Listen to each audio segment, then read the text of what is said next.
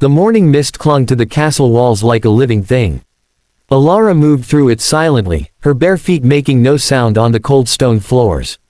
She carried a wooden bucket in each hand, water sloshing gently with every step.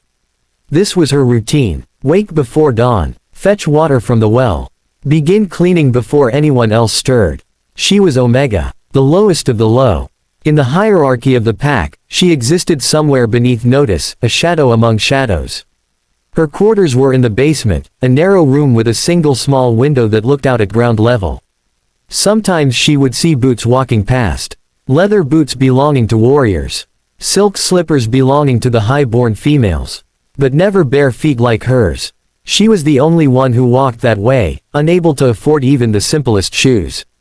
The shame of it had burned once, when she was younger. Now it was simply fact, like the color of the sky or the turning of seasons. She set down her buckets in the great hall and began to scrub. The chains lay where they always did, scattered across the marble floor in heavy coils. Iron links thick as her wrist, rusted orange and brown, cold to the touch. They had been there since before she was born. 23 years, the older servants said. 23 years since the curse fell and the Alpha King was locked away. Elara had been scrubbing around these chains her entire life. She worked methodically, her movements practiced and efficient.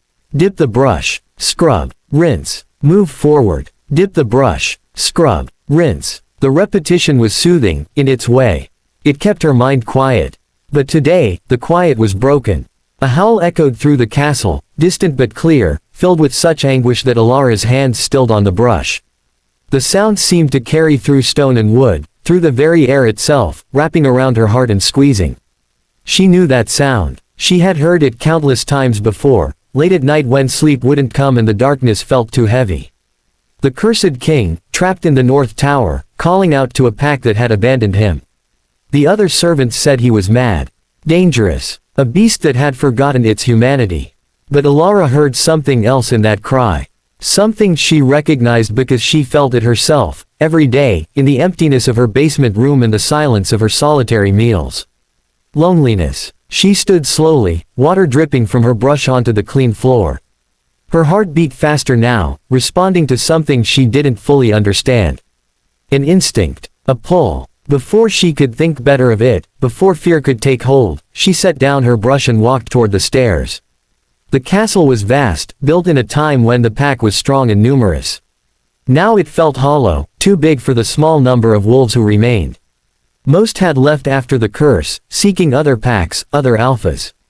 Those who stayed did so out of obligation or nowhere else to go. Elara climbed the servants' staircase, the narrow one hidden behind walls, meant for people like her to move unseen.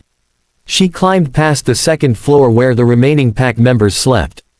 Past the third floor where the council chambers stood empty and unused. To the fourth floor, where a single door waited at the end of a long corridor.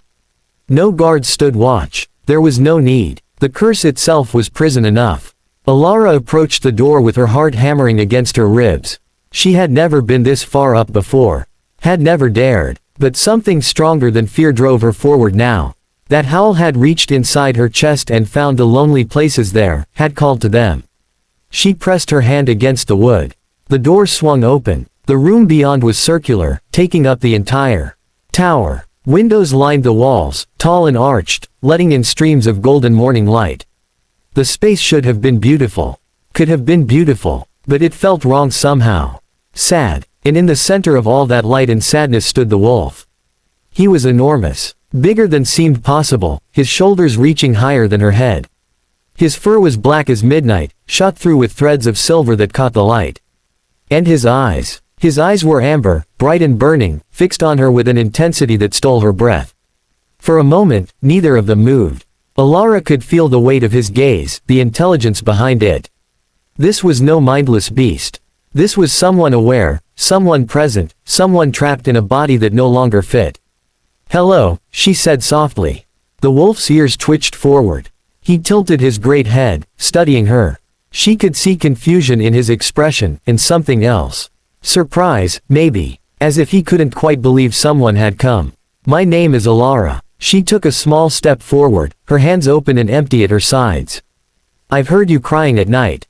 I wanted I wanted you to know someone was listening. The wolf made a sound low in his throat. Not quite a growl. More like a whimper, raw and broken. Something cracked open in Elara's chest. All her life she had been invisible, forgotten, dismissed. She knew intimately what it felt like to cry out and have no one answer. To need and have no one care. She took another step forward. The wolf didn't retreat. If anything, he seemed to lean toward her, his massive body trembling slightly. She could see the curse on him now, like a shadow that clung to his fur. Dark magic, old and cruel, wrapping around him in invisible chains far heavier than the iron ones downstairs. I'm Omega, she told him, though she didn't know why it seemed important to say. The lowest rank. Everyone pretends I don't exist. I clean their floors and wash their clothes and serve their food, and they look right through me. Her voice cracked. Sometimes I feel like I'm disappearing. Like maybe I was never really here at all. The wolf whined, a sound of recognition and shared pain. Elara closed the distance between them. She was close enough now to feel the heat radiating from his body, to smell earth and pine and something wild. Close enough to see her reflection in those amber eyes. You're not mad, she whispered. You're just alone. And that's not the same thing. Slowly, carefully, she reached out her hand. The wolf watched it approach, watched her fingers extend toward him. She half expected him to pull away, to snap at her with those massive jaws. But he didn't. Instead, he lowered his head, bringing it down to her level, and pressed his nose into her palm. His fur was thick and soft. Warm. Real. She could feel his breath against her skin, could feel the slight tremor running through him. When was the last time anyone had touched him with kindness? When was the last time anyone had touched him at all? Tears gathered in Elara's eyes and spilled over. She stroked his head gently, running her fingers through his fur, and the wolf closed his eyes. A sound rumbled through his chest, something between a purr and a sob. I see you, she said. I see you, and you're not alone anymore. The wolf opened his eyes and looked at her, and in that moment, something passed between them. A recognition deeper than words. Two forgotten souls finding each other in the darkness. Without thinking, acting on pure instinct, Elara leaned forward and pressed a kiss to his forehead. The world exploded into light. Brightness filled the tower room, so intense she had to squeeze her eyes shut. She felt the air shift and change, felt power crackling around them. Like lightning, the wolf's form beneath her hands seemed to ripple and flow, becoming something else, something new. When the light faded and she could see again, the wolf was gone. In his place knelt a man. He was gasping, his hands pressed against the floor, his entire body shaking. Black hair fell around his face, and when he lifted his head, she saw those same amber eyes now set in human features. Strong features, marked by suffering and time, but human nonetheless. You broke it, he said, his voice rough and wondering. The curse. You broke it. Elara could only stare. Her mind struggled to catch up with what had happened, with what she'd done. The man pushed himself to his feet slowly, as if testing his limbs, remembering how they worked. He looked down at his hands, flexing his fingers, and something like joy flickered across his face before being swallowed by confusion. I don't understand, he said. The witch who cursed me said only one of equal rank could break it. An alpha. Someone powerful. He looked at her, his amber eyes searching. You're Omega. The spell shouldn't have worked for you. Maybe the witch was wrong, Elara said quietly. About what makes someone powerful. He stared at her for a long moment. Then, slowly, understanding dawned in his expression. Equal rank, he repeated. Not equal in hierarchy. Equal in. He trailed off, but she could see the pieces falling into place in his mind. Equal in being forgotten, Elara finished. Equal in being alone. Yes. The word came out as barely more than a breath. I am Kieran. I am the Alpha King. He laughed, a sound with no humor in it. Or I was, before I forgot what it meant to be anything at all. You didn't forget, Elara said. I could see it in your eyes. You were still there, inside.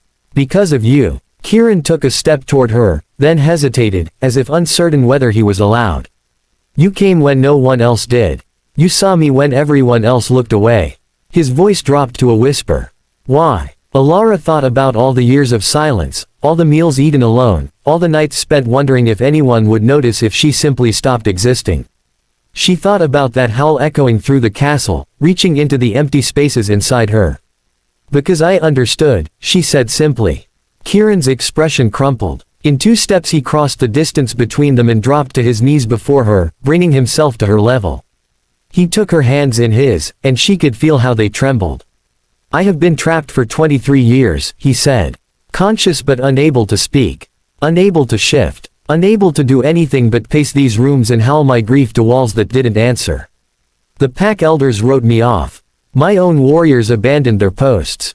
I was their king, and they forgot me as if I had never existed. I know that feeling, Elara whispered. Yes. He looked up at her, and his amber eyes were wet.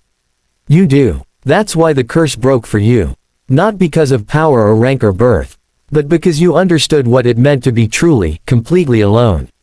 He squeezed her hands gently. Thank you. For seeing me. For coming. For caring when you had every reason not to. Elara felt something shift inside her chest, something warm and bright and new. All her life she had been nothing.